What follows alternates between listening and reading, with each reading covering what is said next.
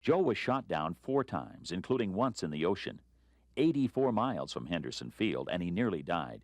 During all of his military training, Joe Foss had never learned to swim. He struggled to unhook his parachute and free himself from his sinking plane. He finally got out and was carried 30 feet to the surface by his Mae West life jacket. He was afloat, but afraid. Bob Lee, who worked closely with Joe later in life, tells the story of the rescue. He was floating around there, and there was a Belgian missionary on this island who saw the plane go down. And he set out some natives in a canoe to rescue this pilot. And it was about dusk, and Joe was floating around there, and it got dark, and he heard some voices, but they were speaking a strange language, and he thought they were Japanese, so he didn't say anything. Finally, he heard somebody say, "Well, turn that flashlight over here," in English.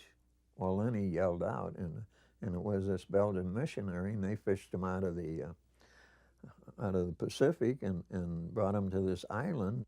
Joe was rescued and sent back to Henderson Field, thankful to be alive.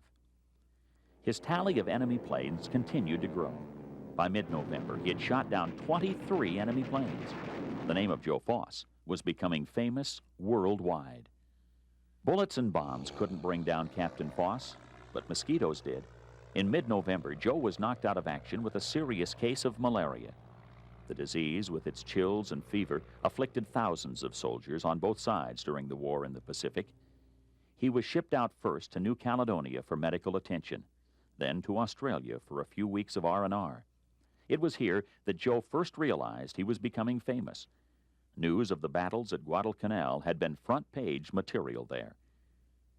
In January of 1943, Joe returned to Guadalcanal. By the end of the month, he tied the record of legendary World War I ace Eddie Rickenbacker with 26 confirmed kills. The Marine Corps decided that instead of further risking his life, Captain Foss could be of more use on the home front.